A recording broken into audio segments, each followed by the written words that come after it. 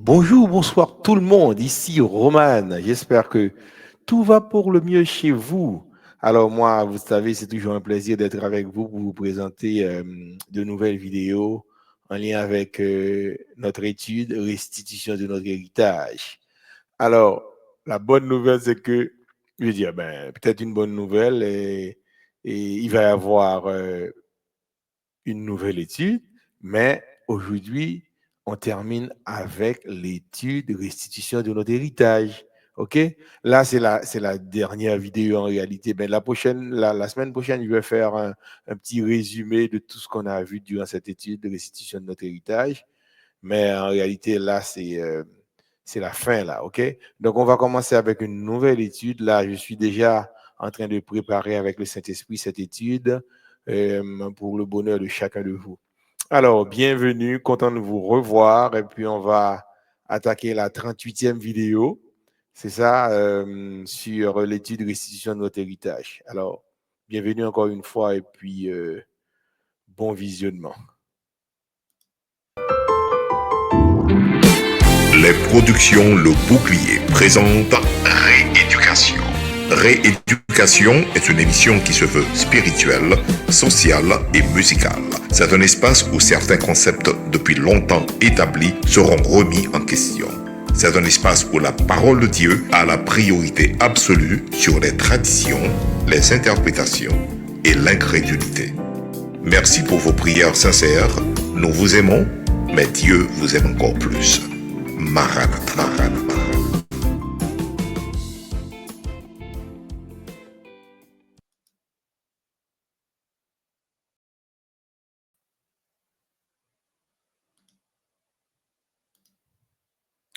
Maranatha, Dieu vous aime encore plus. Comme vous le savez, nous vous aimons aussi. Alors, on est à la 38e vidéo de la série Restitution de notre héritage. Ça a pris du temps, hein? On a commencé ce chapitre numéro 1 à partir de la première vidéo et on est arrivé jusqu'à la 38e. Nous remercions Dieu de tout notre cœur pour ce voyage du numéro 1 au numéro 38.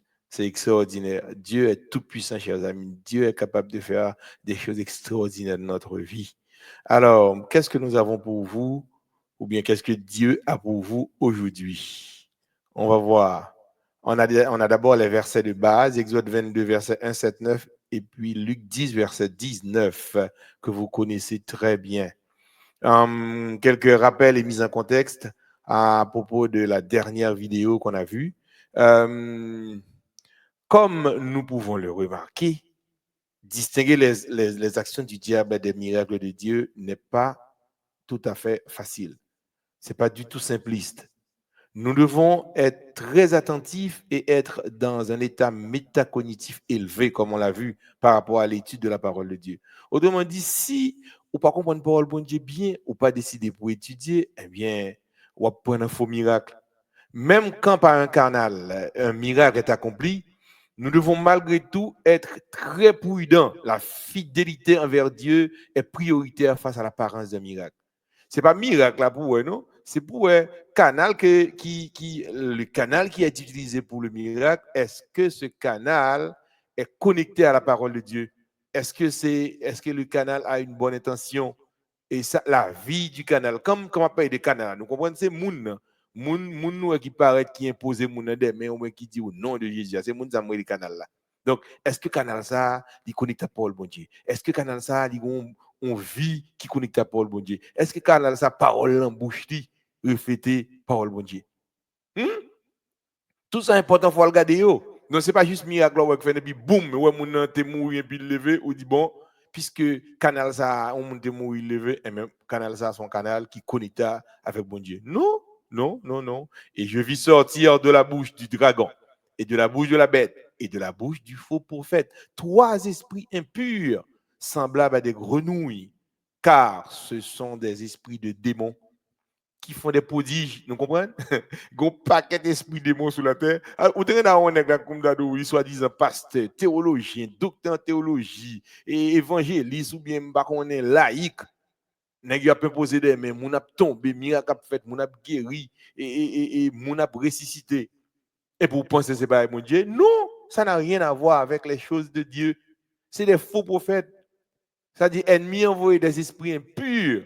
Et puis, Genek fait deal avec Satan. Il fait des compromis et puis il prend des esprits qui fait des miracles. Et Satan, il a pouvoir ça pour faire des miracles. Et qui vont vers les rois de toute la terre afin de les rassembler pour le combat du grand jour du Dieu Tout-Puissant. Apocalypse 16, verset 13, 14. Jésus condamne certaines villes qui n'ont pas cru, même après avoir vu des miracles. Il y a des villes qui ont des miracles, mais il y a des villes qui ont des miracles, malgré les miracles, là, ils n'ont pas quoi. Leur incrédulité rend leur jugement encore plus sévère. Matthieu 11, verset 24. OK? Alors, toujours la même intention pédagogique. Et on a vu aussi des clés bibliques pour les miracles qui viennent de Dieu. On a vu la clé numéro 1, 2, 3, 4, 5. On est à la clé numéro 6 et c'est la suite parce qu'on l'a déjà commencé.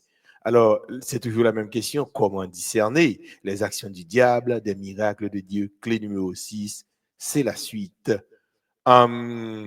Pour cette clé numéro 6, on a vu que c'est des avertissements bibliques, à savoir face aux miracles. C'est un pile avertissement. Prudence face aux faux prophètes et les miracles qu'ils produisent.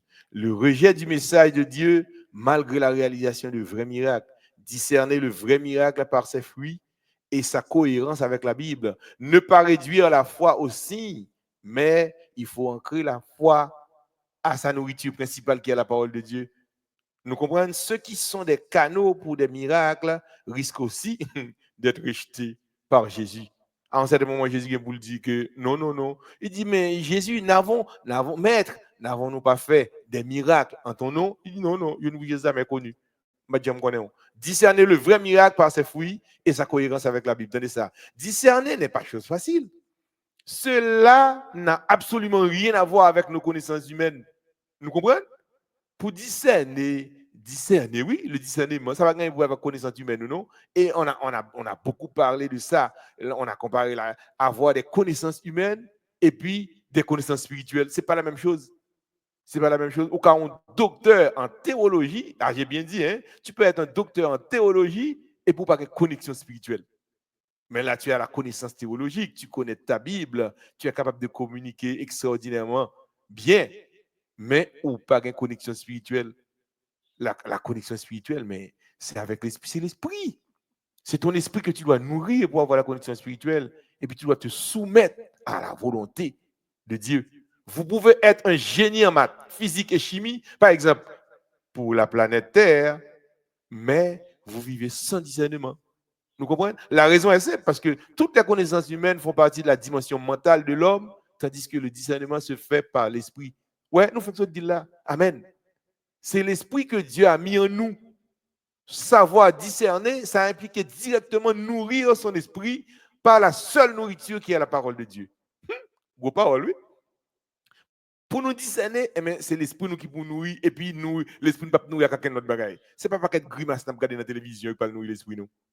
L'esprit se nourrit de la parole de Dieu. 1 Corinthiens 2, verset 14. Mais l'homme animal ne reçoit pas les choses de l'esprit de Dieu, car elles sont une folie pour lui, et il ne peut les connaître parce que c'est spirituellement qu'on en juge. Nous comprenons? L'homme fait des restrictions pour juger spirituellement. Mais si c'est connaissance humaine, ou bien, elles m'ont pas dans rien, non? C'est pas pour des non pasteur, non? C'est pour des non serviteurs du Dieu vivant. Et pas pour des non pasteurs. Ça n'a rien à voir. Et c'est peut-être ça, Jésus dit, mais m'a dit que même pas de connaître nous du tout.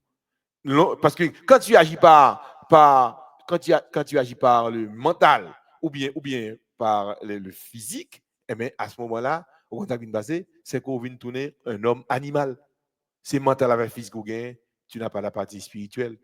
C'est spirituellement qu'on doit en juger. Nous comprenons? Discerner le vrai miracle par ses fruits et sa cohérence avec la Bible. 1 Jean 4, verset 1 à 4, bien aimé. N'ajoutez pas foi à tout esprit. T'as décausé. Mais éprouvez les esprits. Qui on va le faire éprouver les esprits? Mais chaque sac vient dénoncer, c'est te référer à la parole de Dieu. Nous comprenons? C'est parole bon Dieu seulement. Sola scriptura. Parole bon Dieu. Les écritures seules. Sola scriptura. Autrement dit, Bible a parlé, Bible a répondu. A dit, dans une question que, où tu as gagné pour une dérogation dans un verset, La Bible encore lui répond après l'interrogation ça. Maintenant, puis quoi ajouter foi à tout esprit, mais éprouvez les esprits pour savoir s'ils sont de Dieu, car plusieurs faux prophètes sont venus dans le monde. Reconnaissez à ceci l'esprit de Dieu. Tout esprit qui confesse. Aïe, aïe, aïe. Mais comment on va le connaître que moun n'a l'esprit de Dieu? Attendez bien, oui. Les nègres la famille miracle, il y a des gens qui dit au nom de Jésus, et nous avons vu les fils de Sheva. Donc, il dit au nom de Jésus que Paul prêche, et même moi donné. Eh bien, et pourtant, nègre mauvais esprit de sur oui. Vous comprenez? Ils l'ont maintenant Jésus, ils dit au nom de Jésus, mais et pourtant, ils n'ont pas marché à Jésus. Donc, si moun ça, tout esprit qui confesse Jésus-Christ venu en chair est de Dieu. Et tout esprit qui ne confesse pas Jésus n'est pas de Dieu. C'est celui de l'Antéchrist dont vous avez appris la venue et qui maintenant est déjà dans le monde. Vous, petits enfants, vous êtes de Dieu et vous les avez vaincus. Petits enfants, c'est les enfants de Dieu, oui, parce que celui qui est en vous est plus grand que celui qui est dans le monde. Amen. Jean 4,4. Eux, ils sont du monde. C'est pourquoi ils parlent d'après le monde et le monde les écoute. Nous comprenons? Mais ça, ça est terrible, c'est sérieux, oui. Longtemps, dès qu'on a dit, par exemple, tu as un groupe d'amis, mais si tu n'as pas les affaires du monde, quand tu étais dans le monde avec eux, tout le monde t'écoule. Mais quand on vient à un certain moment, on vient changer, on vient accepter Jésus, il y a des discours qu'on va attendre encore. Mais c'est la même chose qui se passe au sein de l'Église de Dieu aussi. Il y a des gens, ils ont la démangeaison de la saine doctrine. Ils ne peuvent pas attendre pour parler la vérité. Ils sont offusqués. Ils sont sentis détruits, ils sont sentis contrariés de l'intérieur. Ça veut dire qu'ils n'ont pas gagné un pour amis. Ne pas réduire la foi aussi, mais l'ancrer à sa nourriture qui est la parole de Dieu. Jésus refuse de se plier à l'exigence de miracles comme simple preuve. Vous entendez? Lors d'un demander des miracles comme preuve, Jésus refuse de faire ça. Parce qu'il connaît qu'au fond, ce n'est pas juste le fait que mon enfant miracle et qu'ils sont preuves que mon a marché à bon Dieu. Non, c'est pas les miracles ne sont pas des preuves que tu marches avec Dieu. Non, que le pasteur ou bien le théologien ou bien l'évangéliste ou bien le laïc ou bien je sais pas moi, le prophète des temps modernes qui a marché à bon Dieu. Non. L'appel à croire devrait se fonder sur la foi. Vous entendez? C'est sur la foi. Or, la foi, c'est qui ça dit? La foi, c'est pas un miracle, là, non? La foi, c'est avant que le miracle a fait, dans la foi faite. La foi existait. La foi, c'est dans la parole de Dieu. Non, c'est pas sur les manifestations. Nous devons refuser de regarder aussi constant de notre vie. Il faut de préférence regarder à l'œuvre de la croix où Jésus mourut pour nous.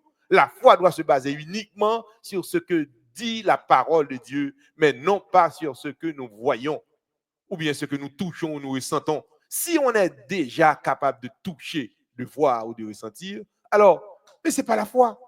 Nous comprenons? Elle avait dit que si on maladie dans le corps, la dévorer, ce n'est pas le fait que Saint-Thomio l'a toujours qu'il ne faut pas guérir pour ça, non? On ne peut pas regarder sous Saint-Thomio. Parce que la foi n'a pas gagné pour le Saint-Thomio. La foi, c'est le fait de croire que ce que la parole dit que il a été brisé pour nos péchés, humilié pour nos iniquités. Le châtiment qui nous donne la paix est tombé sur lui par ses maîtrissures, nous sommes guéris. Et bien la parole dit qu'on guérit. Et bien, mais pas Saint-Homme, non. Et pas Saint-Homme, non. Saint-Homme, non, Livini. C'est panique là-bas, il a peur, il a douter.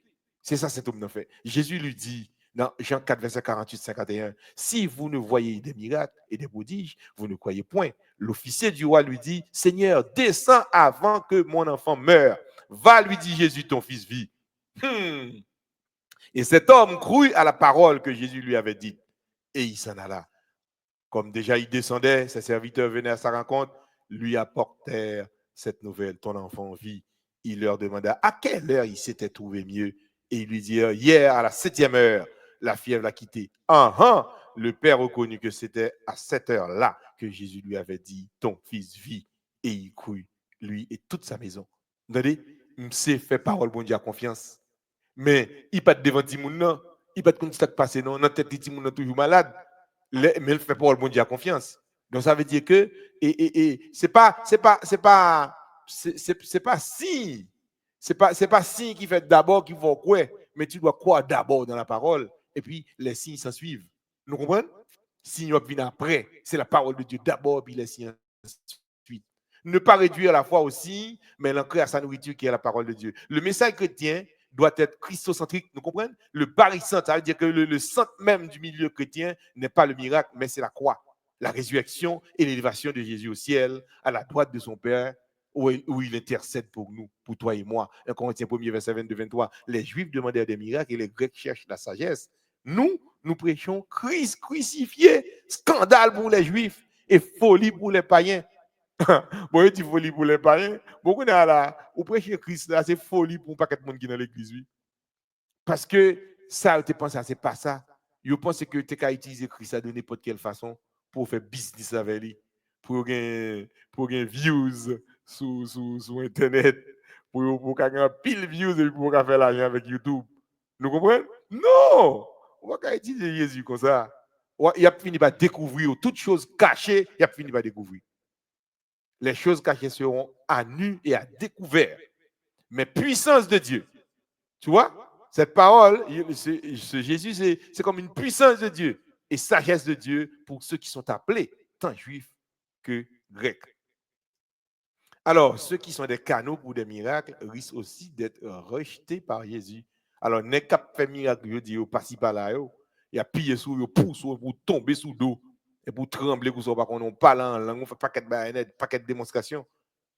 Matthieu 7, verset 21-23. Ceux qui me disent Seigneur, Seigneur, n'entreront pas tous dans le royaume des cieux, mais celui-là seul qui fait la volonté de mon Père qui est dans les cieux. Plusieurs me diront en ce jour-là, Seigneur, Seigneur, n'avons-nous pas prophétisé par ton nom? N'avons-nous pas chassé des démons par ton nom? Et n'avons-nous pas fait beaucoup de miracles par ton nom? Alors, je leur dirai ouvertement, je ne vous ai jamais connu. Retirez-vous de moi, vous qui commettez l'iniquité. Nous t'avons causé? Jésus a dit pas chambre contre Mounzayo. Alors que il a fait miracle au nom de Jésus.